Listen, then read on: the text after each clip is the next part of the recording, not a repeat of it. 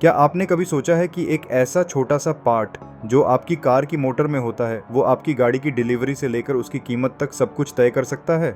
और अगर वो पार्ट मिलना बंद हो जाए तो पूरा देश रुक सकता है। यही हो रहा है अभी, एक चुपचाप चल रही क्राइसिस जो सीधे आपकी गाड़ी, आपकी नौकरी और आपकी पॉकेट पर असर डाल रही है। चीन ने हाल ही में रेयर अर्थ मैग्नेट्स के एक्सपोर्ट पर बड़ा बैन लगा दिया है। ये वही मैग्नेट्स हैं जो इलेक्ट्रिक वाहनों के Motors, power steering, braking system, sensor और यहाँ तक कि स्पीकर्स तक में यूज होते हैं। चीन का इस पर लगभग 80% से ज्यादा प्रोसेसिंग कंट्रोल है और कुछ हैवी रेयर अर्थ एलिमेंट्स जैसे डिस्प्रोजियम और टर्बियम में ये कंट्रोल 99% तक पहुंचता है। इस एक्सपोर्ट बैन के बाद सिर्फ 25% एक्सपोर्ट लाइसेंस ही मंजूर किए जा रहे हैं, जिससे ग्लोबल सप्लाई चेन में जबरदस्त रुकावट आ चुकी है। इसका सीधा असर ग्लोबल ऑटो इंडस्ट्री पर पड़ा है।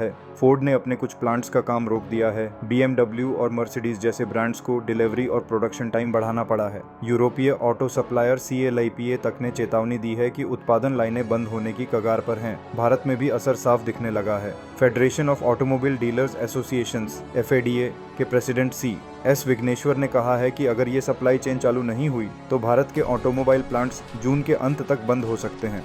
मई 2025 के आंकड़े बताते हैं कि भारत में पैसेंजर व्हीकल की बिक्री में 3.11% की गिरावट आई है, जबकि कमर्शियल व्हीकल सेगमेंट में ये गिरावट 3.71% रही है। अब पूरी दुनिया इसका विकल्प ढूंढने में लग चुकी है।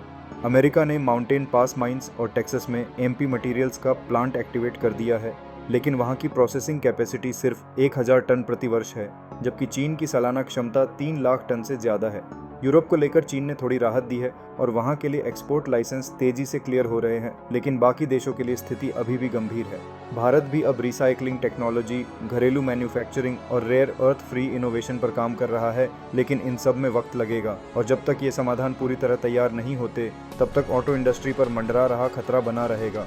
ये सिर्फ एक इंडस्ट्री का संकट नहीं है, ये उस सिस्टम की कमजोरी है जो एक ही देश पर निर्भर हो गया है।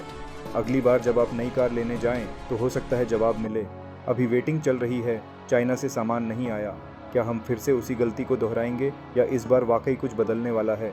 वीडियो को शेयर कीजिए ताकि हर कोई इस चुपचाप बढ़ती मुसीबत को समझ सके, क्योंकि असर सब पर पड़ने वाला है।